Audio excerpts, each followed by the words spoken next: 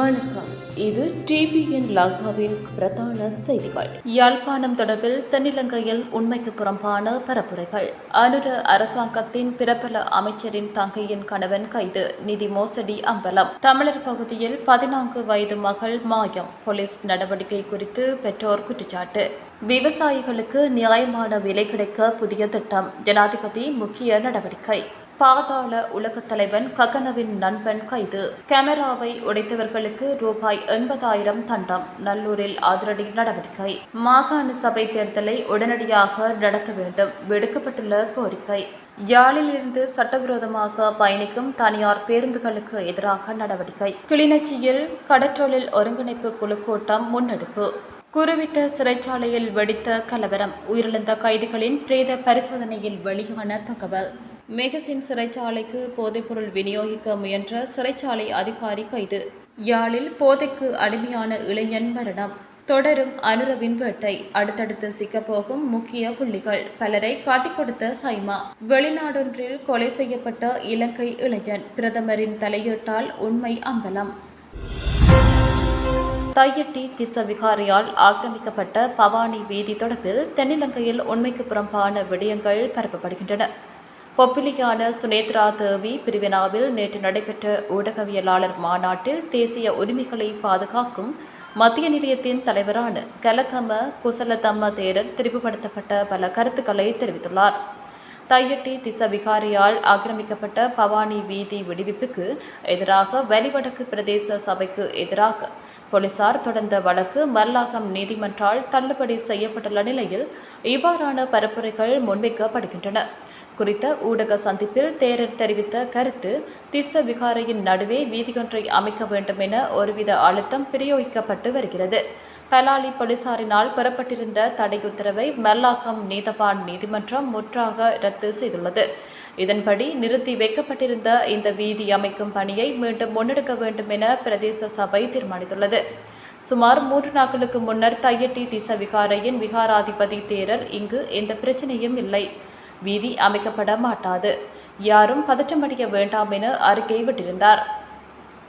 இருப்பினும் விகாராதிபதி தேரரின் அறிக்கையை விட வெளிவடக்கு பிரதேச செயலாளரின் கூற்றே பலமானதாக மாறியுள்ளது.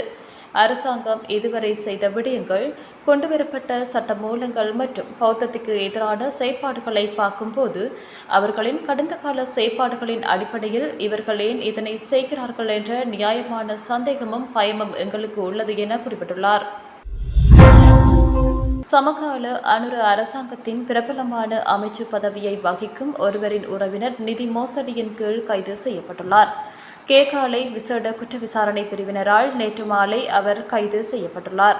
கேகாலை ஹமுதுகல பிரதேசத்தை சேர்ந்த வர்த்தகர் ஒருவரிடம் 10 லட்சம் ரூபாய் பணத்தை மோசடியாக பெற்றுக்கொண்ட குற்றச்சாட்டில் சந்தேக நபர் கைது செய்யப்பட்டுள்ளார். கடந்த நாட்களில் நடைபெற்ற அரசாங்கத்தின் வாகன ஏலத்தின் மூலம் வாகனம் ஒன்றை வழங்குவதாக கூறி இந்த பணம் பெற்றுக் கொள்ளப்பட்டுள்ளது. கைது செய்யப்பட்டுள்ளவர் அரசாங்கத்தின் பிரபல அமைச்சர் ஒருவரின் மனைவியின் தங்கையின் கணவர் என போலீசார் தெரிவித்தனர். சந்தேக நபர் பல்லந்தனிய பிரதேசத்தை சேர்ந்தவராகும். தான் பெற்றுக்கொண்ட பணமோ அல்லது ஏல வாகனமோ தனக்கு கிடைக்காமையின் காரணமாக குறித்த வர்த்தகர் கேகாலை போலீசில் முறைப்பாடு செய்துள்ளார். இதையடுத்து மேற்கொள்ளப்பட்ட விசாரணைக்கு அமைவாக அமைச்சரின் உறவினர் கைது செய்யப்பட்டுள்ளார். சந்தேக நபர் இன்று நீதிமன்றத்தில் முன்னிலைப்படுத்தப்பட உள்ளதாக போலீஸ் அதிகாரியொருவர் தெரிவித்தார்.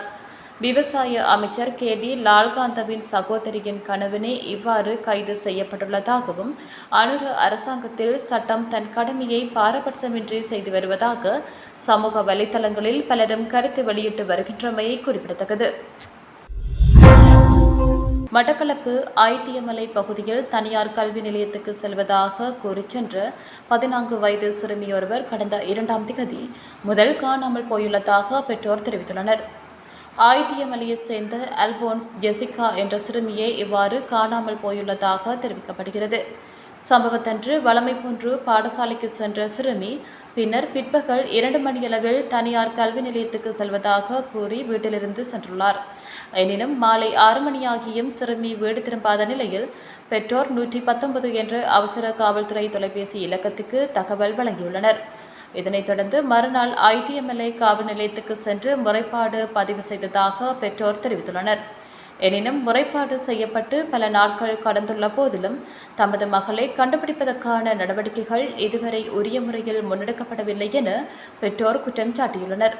இந்நிலையில் சிறுமி காணாமல் போனமை தொடர்பில் மட்டக்களப்பில் உள்ள மனித உரிமைகள் நிலையத்துக்கும் தகவல் வழங்கப்பட்டுள்ளதாக தெரிவிக்கப்பட்டுள்ளது. காணாமல் போன சிறுமி தொடர்பில் தகவல்கள் தெரிந்தவர்கள் அருகிலுள்ள காவல் நிலையத்துக்கோ அல்லது சிறுமியின் குடும்பத்தினருக்கோ தகவல் வழங்குமாறு கோரிக்கை விடுக்கப்பட்டுள்ளது. விவசாயிகளிடமிருந்து நெல்லை நியாயமான விலையில் கொள்வனவு செய்வதற்காக சிறு மற்றும் நடுத்தர அரிசி ஆலை உரிமையாளர்களுக்கு கடன் வழங்கும் திட்டம் தொடர்பில் ஜனாதிபதி அனுரகுமார திசாநாயக்க தலைமையில் விசேட கலந்துரையாடல் இடம்பெற்றுள்ளது. ஜனாதிபதி அலுவலகத்தில் இன்று நடைபெற்ற இந்த சந்திப்பில் நெல் கொள்வனவில் எதிர்நோக்கும் பிரச்சினைகள் மற்றும் வங்கிக் கடன் பெறுவதிலுள்ள சிரமங்கள் குறித்து ஆலை உரிமையாளர்கள் தெரிவித்தனர். இதன்படி மாவட்ட செயலாளர்கள் ஊடாக சிறு மற்றும் நடுத்தர வர்த்தகர்களுக்கு நெல் கொள்வனவுக்கான கடன் வழங்கும் திட்டம் குறித்து கலந்துரையாடப்பட்டு வருவதாக அமைச்சர் வசந்த சமரசிங்க தெரிவித்தார். இந்த திட்டத்தின் கீழ் விவசாயிகளிடமிருந்து 1 கிலோகிராம் நெல்லை குறைந்தபட்சம் ரூபாய் 120க்கு கொள்வனவு செய்ய வேண்டும். ஒரு விவசாயியிடமிருந்து ஹெக்டேருக்கு அதிகபட்சம் 4000 கிலோகிராம் நெல் கொள்வனவு செய்ய அனுமதிக்கப்படும். கொள்வனவு செய்யப்படும் நெல் மற்றும் விவசாயிகள் தொடர்பான முறையான ஆவணங்களை பேணுவதும் கட்டாயமாக்கப்பட்டுள்ளது. அரிசியை விற்பனை செய்த பின்னர் பெற்ற கடனை அரசாங்கத்திடம் மீளச் செலுத்த வேண்டும் எனவும் திட்டத்தை வெற்றிகரமாக நடைமுறைப்படுத்தும் ஆலை உரிமையாளர்களுக்கு எதிர்வரும் போகங்களிலும் இத்தகைய சலுகைகளை வழங்க அரசாங்கம் எதிர்பார்ப்பதாகவும் தெரிவிக்கப்பட்டுள்ளது. இந்த திட்டம் மூலம் விவசாயிகளுக்கு நியாயமான விலையை உறுதி செய்வதுடன் செயலிழந்துள்ள சிறு மற்றும் நடுத்தர நெல் ஆலைகளை மீண்டும் செயல்படுத்த முடியும் என ஆலை உரிமையாளர்கள் நம்பிக்கை தெரிவித்துள்ளனர். வெளிநாட்டில் தலைமறைவாக இருக்கும் பாதாள உலகம் மற்றும் போதைப்பொருள் கடத்தல்காரரான ககன என்பவரின் உள்நாட்டு போதைப்பொருள் விநியோக நடவடிக்கைகளை மேற்கொண்டு வந்த முக்கிய நபர் ஒருவர் கைது செய்யப்பட்டுள்ளார். காவல்துறை அதிகாரிகளுக்கு கிடைத்த புலனாய்வு தகவலின் அடிப்படையில் கோமாகம பகுதியிலுள்ள ஹை லெவல் வீதியில் மேற்கொள்ளப்பட்ட விசேட சோதனையின் போதே இச்சந்தேக நபர் கைது செய்யப்பட்டுள்ளார். சந்தேக நபரிடமிருந்து 2 கிலோகிராமுக்கும் அதிகமான ஐஸ் போதைப்பொருள் மற்றும் 800 போதை மாத்திரைகள் என்பன கைப்பற்றப்பட்டுள்ளன. கைது செய்யப்பட்ட சந்தேக நபர் கோமாகம பகுதியைச் சேர்ந்த 44 வயதுடைய நபர் ஆவார். வெளிநாட்டில் தங்கியிருக்கும் ககனவின் நேரடி வழிகாட்டலின் கீழ் இச்சந்தேக நபர் நீண்டகாலமாக மிகவும் இரகசியமான முறையில் இலங்கையில் போதைப்பொருள் விநியோக கட்டமைப்பை நடத்தி வந்துள்ளார் என முதற்கட்ட விசாரணைகளில் தெரியவந்துள்ளது. கைது செய்யப்பட்ட சந்தேக நபரும் கைப்பற்றப்பட்ட போதைப் பொருட்களும் மேலதிக சட்ட நடவடிக்கை மற்றும் நீதிமன்றத்தில் முன்னிலைப்படுத்தப்பட்டதாக கோமாகம காவல் நிலையத்தில் ஒப்படைக்கப்பட்டுள்ளதாக தெரிவிக்கப்பட்டுள்ளது. நல்லூர் பிரதேச சபைக்குட்பட்ட பல்வேறு பகுதிகள் கண்காணிப்பு கேமராக்கள் மூலம் தொடர்ந்து கண்காணிக்கப்பட்டு வருகின்றன. இதன் மூலம் சட்டவிரோதமாக வீதிகளில் கழிவுகளை வீசி செல்பவர்கள் அடையாளம் காணப்பட்டு அவர்களிடமிருந்து தண்டப்பணம் அறவிடும் நடவடிக்கைகளும் நல்லூர் பிரதேச சபையினால் மேற்கொள்ளப்பட்டு வருகின்றன. இதன் காரணமாக வீதிகளில் கழிவுகளை வீசிவிட்டு செல்வோரின் எண்ணிக்கை வெகுவாக குறைந்துள்ளது. இந்நிலையில் நந்தாவில் அம்மன் கோவில் பகுதியில் நல்லூர் பிரதேச சபையினால் பொருத்தப்பட்டிருந்த கண்காணிப்பு கேமரா ஒன்று அண்மையில் சிலரினால் அடித்து நாசமாக்கப்பட்டது. இருப்பினும் அப்பகுதியில் பொருத்தப்பட்டிருந்த ஏனைய கண்காணிப்பு கேமராக்களின் பதிவுகளை பயன்படுத்தி குறித்த நபர்கள் அடையாளம் காணப்பட்டனர். இதனையடுத்து சேதப்படுத்தப்பட்ட கண்காணிப்பு கேமராவின் பெறுமதியுடன் தண்டப்பணத்தையும் சேர்த்து ரூபாய் 80,000 தொகையை குறித்த நபர்களிடமிருந்து நல்லூர் பிரதேச சபையினால் அறவிடப்பட்டுள்ளமை குறிப்பிடத்தக்கது. மாகாண சபை தமிழ் மக்களுக்கு தீர்வு அல்ல, சமஷ்டி தீர்வே எமது நிலைப்பாடு என்று சட்டத்தரணியும் முன்னாள் யாழ்ப்பாணம் மாநகர முதல்வரும் தமிழ் மக்கள் கூட்டணியின் துணை பொதுச் செயலாளருமான விஸ்வலிங்கம் மணிவண்ணன் தெரிவித்துள்ளார். வடமராட்சியில் ஊடகவியலாளர்கள் மாகாண சபை தேர்தல் தொடர்பில் எழுப்பிய கேள்விக்கு பதிலளிக்கும் போதே இவ்வாறு தெரிவித்துள்ளார். இது தொடர்பில் மேலும் தெரிவித்த அவர், மாகாண சபை தேர்தல் ஒத்திவைக்கப்பட முடியாது, உடனடியாக நடத்தப்பட வேண்டும். 2018ஆம் ஆண்டு வடக்கு மாகாண சபை பதவியை இழந்திருந்தது. 2017 கிழக்கு மாகாண சபை பதவியை இழந்திருந்தது. கிட்டத்தட்ட 6 ஆண்டுகளுக்கு மேலாக மாகாண சபை தேர்தல் நடத்தாமல் அரசாங்கங்கள் வேண்டுமென்றே இழுத்தடிப்பு செய்து வருகிறது. ஒற்றை ஆட்சிக்குள் இருக்க வேண்டும். இந்த நாட்டிலே அதிகாரம் சற்று கூட பகிரக்கூடாது. அதிலும் விசேஷமாக தமிழ் மக்கள் தங்களுடைய எந்த ஒரு பிராந்தியத்தின் மீது தங்களுடைய ஆளுமையை அல்லது தங்களுடைய ஆட்சியை செயல்படுத்தக்கூடாது என்பதில் அவர்கள் மிக தெளிவாக இருக்கிறார்கள். அந்த அடிப்படையில் தான் இந்த மாகாண சபை தேர்தல்கள் மாறி மாறி வந்த எல்லா அரசாங்கங்களாலும் இழுத்தடிப்பு செய்யப்படுகிறது. 2018 ஆண்டிலேயே ஆட்சியில் இருந்தது மைத்திரிபால சிறிசேனா, ரணில் விக்ரமசிங்க தலைமையிலான கூட்டாட்சி. அந்த அரசாங்கம் வேண்டுமென்று செய்த சதியினாலே இந்த தேர்தல் பொறிமுறையை இல்லாமல் செய்து இன்று இந்த தேர்தல் நடைபெறாமல் இருக்கிறது. ஆகவே என்னை பொறுத்தமட்டில் 13வது திருத்தச் சட்டத்தில் எதுவுமே இல்லை என்பதை நான் 100% ஏற்றுக்கொள்கிறேன். 13வது திருத்தச் சட்டம் எங்களுக்கு தீர்வு இல்லை என்பதையும் நான் 100% ஏற்றுக்கொள்கிறேன். தமிழ் மக்களுக்கு சமஷ்டி அடிப்படையிலான ஒரு தீர்வு திட்டம் முன்வைக்கப்பட வேண்டும் என்பதில் நாங்கள் தெளிவாகவும் உறுதியாகவும் இருக்கின்றோம். ஆனால் மாகாண சபை தேர்தலை வைக்க வேண்டிய கடப்பாடு அரசாங்கத்துக்கு இருக்கிறது. அந்த தேர்தலை கட்டாயமாக வைக்கப்பட வேண்டும் என்பது என்னுடைய நிலைப்பாடாக இருக்கிறது. நான் சொல்லவில்லை மாகாண சபை எங்களுக்கு போதும், மாகாண சபையோடு எங்களுடைய உரிமை போராட்டத்தை முடித்துக் கொள்ளலாம் என்று ஒருபோதும் சொல்லப்போவதில்லை, சொல்லவும் இல்லை. ஆனால் அரசியலமைப்பில் இருக்கக்கூடிய ஒரு பொறிமுறையை இயங்க வைக்கப்பட வேண்டும். அந்த ஜனநாயக பொறிமுறையை இயங்க வைக்கப்பட வேண்டியது கட்டாய தேவை. ஆகவே மாகாண சபை தேர்தல் கட்டாயமாக வைக்கப்பட வேண்டும் என்பதை நான் ஆணித்தரமாக கூறிக்கொள்ள விரும்புகிறேன் என அவர் தெரிவித்துள்ளார். தேசிய போக்குவரத்து ஆணைக்குழுவின் செல்லுபடியாகும் வழித்தட அனுமதி பத்திரமின்றி யாழ்ப்பாணத்திலிருந்து ஏனைய மாகாணங்களுக்கு பயணிக்கும் தனியார் பேருந்துகளுக்கு எதிராக நடவடிக்கை எடுக்கப்படவுள்ளதாக தெரிவிக்கப்பட்டுள்ளது. வடக்கு மாகாண வீதி பயணிகள் போக்குவரத்து அதிகார சபையும் காவல்துறையினரும் இணைந்து விரைவில் இந்த விசேட சட்ட அமலாக்க நடவடிக்கையை முன்னெடுக்கவுள்ளதாக தெரிவிக்கப்பட்டுள்ளது. குறித்த விடயத்தை அதன் தலைவர் பொறியியலாளர் சு. விமலேஸ்வரன் தெரிவித்துள்ளார். இதனுடன் கொழும்பு உள்ளிட்ட பகுதிகளுக்கு சொகுசு பேருந்து சேவைகளை இயக்கி வரும் பேருந்துகளுக்கு எதிராகவும் வடக்கு மாகாணத்தினுள் உரிய பதிவுகள் மற்றும் அனுமதிகளின்றி பணியாளர்களை போக்குவரத்து செய்யும் தனியார் பேருந்து சேவைகளுக்கு எதிராகவும் நடவடிக்கை எடுக்கப்படும் என தெரிவிக்கப்பட்டுள்ளது. இது தொடர்பாக வடக்கு மாகாண சிரேஷ்ட பிரதி காவல்துறை மா அதிபருக்கு உத்தியோகபூர்வமாக கடிதம் அனுப்பி காவல்துறையினரின் ஒத்துழைப்புடன் ஒருங்கிணைந்த சுற்றிவளைப்பு மற்றும் பரிசோதனை நடவடிக்கைகளை மேற்கொள்ளுமாறு கோரப்பட்டுள்ளதாக விமலேஸ்வரன் குறிப்பிட்டுள்ளார். யாழ்ப்பாணத்திலிருந்து ஏனைய மாகாணங்களுக்கு சேவையில் ஈடுபட்டு வரும் மொத்தம் 10 பேருந்துகள் தேசிய போக்குவரத்து ஆணைக்குழுவின் செல்லுபடியாகும் வழித்தட அனுமதி பத்திரமின்றி சேவையில் ஈடுபட்டு வருவதாக அடையாளம் காணப்பட்டுள்ளதாகவும் இவ்வாறான சட்டவிரோத சேவைகள் ஒழுங்குபடுத்தப்பட்ட பயணிகள் போக்குவரத்து முறைமையை பாதிப்பதுடன் சட்டப்பூர்வமாக சேவையாற்றும் பேருந்து இயக்குநர்களுக்கும் அநீதி விளைவிப்பதாகவும் அவர் தெரிவித்துள்ளார். அத்தோடு வடக்கு மாகாணத்தினுள் அரச திணைக்களங்கள், தொழிற்சாலைகள், நிறுவனங்கள் மற்றும் ஏனைய பணியிடங்களுக்கு பணியாளர்களை ஏற்றிச் செல்லும் பேருந்துகளை பதிவு செய்து சட்டப்பூர்வமாக இயங்குவதற்கான போதுமான கால அவகாசம் ஏற்கனவே வழங்கப்பட்டிருந்ததாகவும் அந்த அவகாசம் நிறைவடைந்துள்ள நிலையிலும் இதுவரை பதிவு செய்யப்படாமல் சேவையில் ஈடுபட்டு வரும் பேருந்துகளுக்கு எதிராக இனி சட்ட நடவடிக்கைகள் எடுக்கப்படும் என்றும் விமலேஸ்வரன் தெரிவித்துள்ளார். மேலும் தெரிவித்த அவர், இந்த விசேட நடவடிக்கையின் போது வடக்கு மாகாண வீதி பயணிகள் போக்குவரத்து அதிகார சபையின் பறக்கும் படை அதிகாரிகளும் தேசிய போக்குவரத்து ஆணைக்குழு அதிகாரிகளும் மற்றும் காவல்துறையினரும் இணைந்து சம்பந்தப்பட்ட பேருந்துகளை பரிசோதித்து வழித்தட அனுமதி பத்திரங்கள் மற்றும் ஏனைய சட்டப்பூர்வ ஆவணங்களை ஆய்வு செய்வதுடன் அனுமதியின்றி சேவையில் ஈடுபடுவது உறுதிப்படுத்தப்படும் பேருந்துகளுக்கு எதிராக சட்டத்தின் பிரகாரம் நடவடிக்கை எடுக்கப்படும். மேலும் அனுமதியற்ற பேருந்துகள் சேவையை ஆரம்பிப்பதை தடுப்பதற்கும் அங்கீகரிக்கப்பட்ட வழித்தடங்கள் மற்றும் கால அட்டவணைகளுக்கு அமைவாகவே சேவைகள் இடம்பெறுவதை உறுதிப்படுத்துவதற்கும் நடவடிக்கை மேற்கொள்ளப்படும்.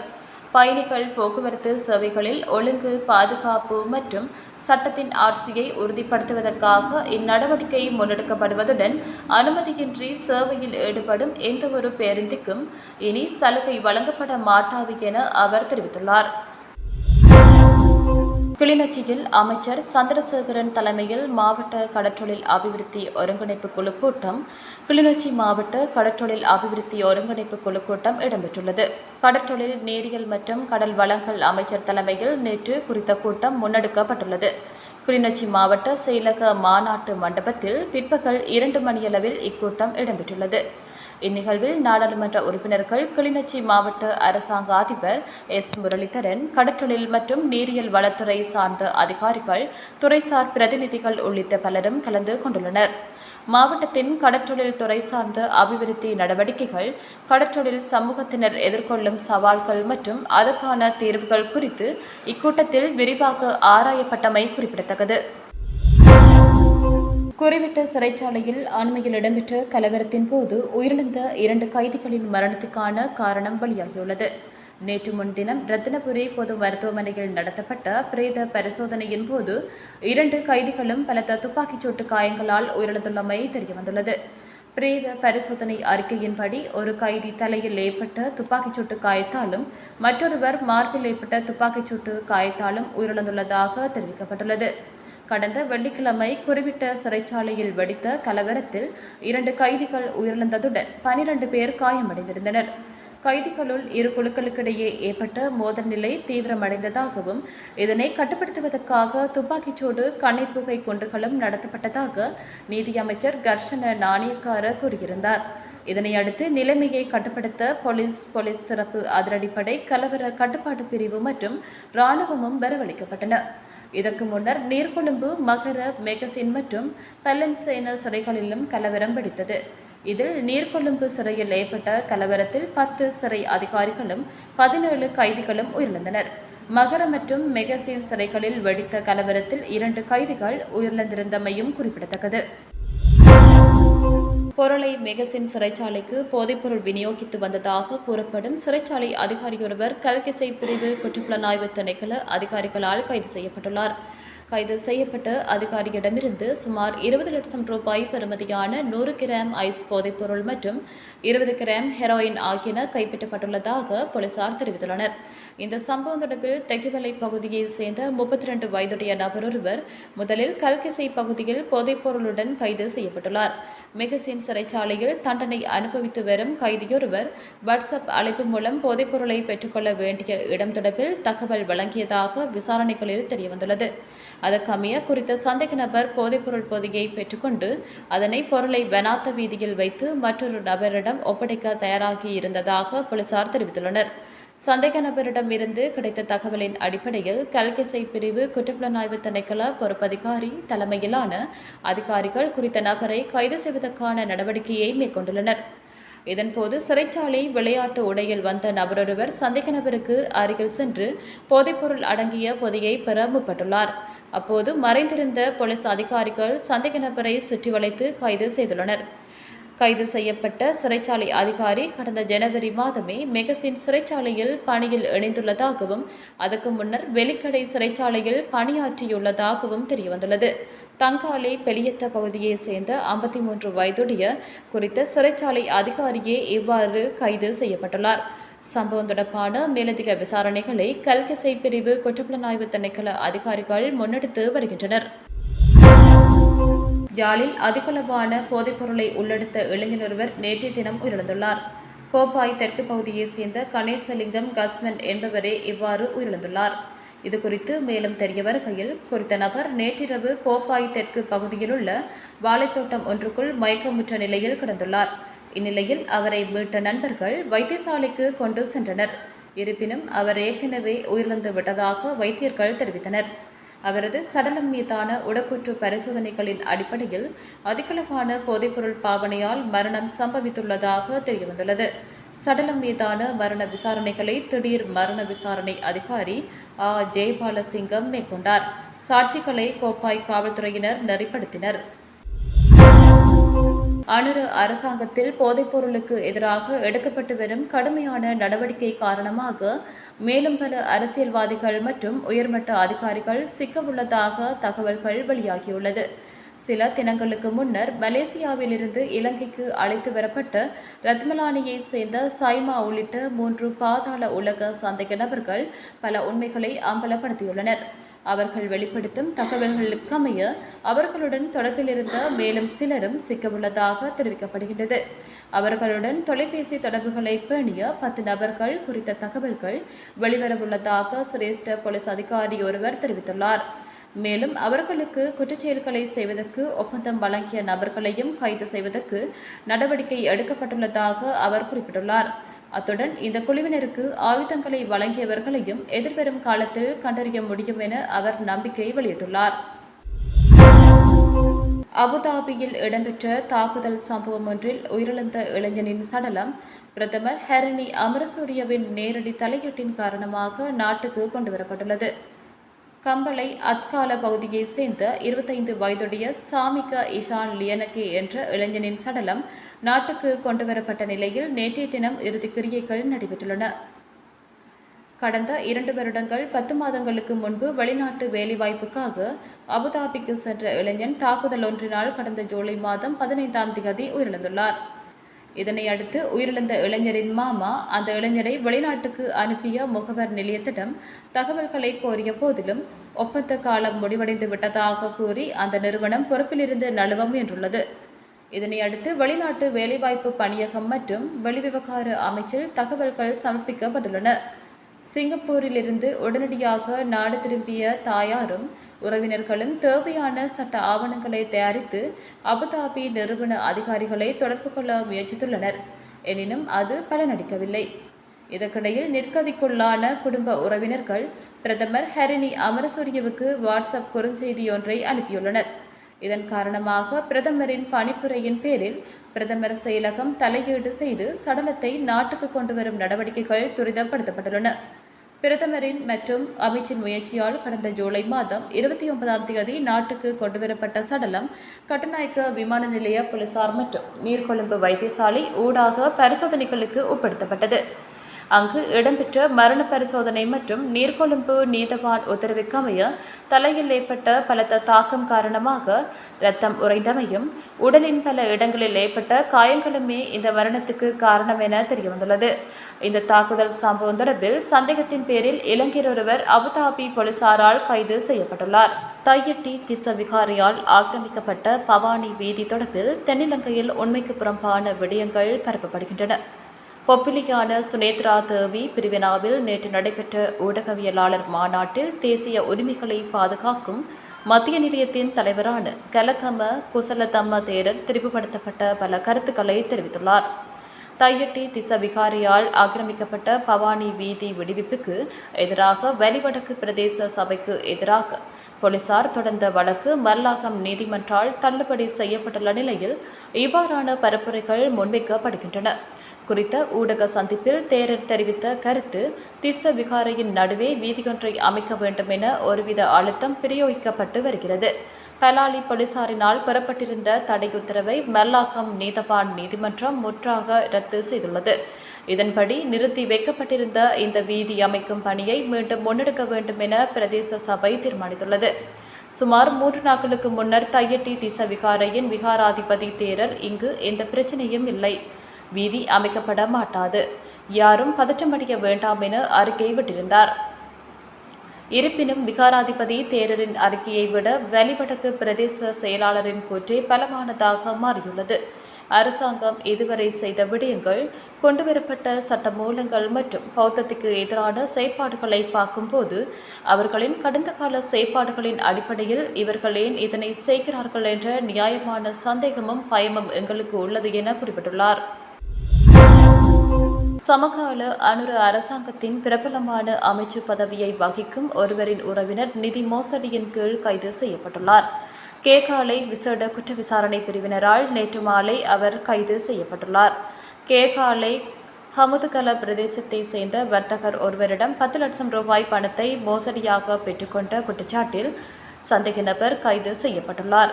கடந்த நாட்களில் நடைபெற்ற அரசாங்கத்தின் வாகன ஏலத்தின் மூலம் வாகனம் ஒன்றை வழங்குவதாக கூறி இந்த பணம் பெற்றுக் கொள்ளப்பட்டுள்ளது.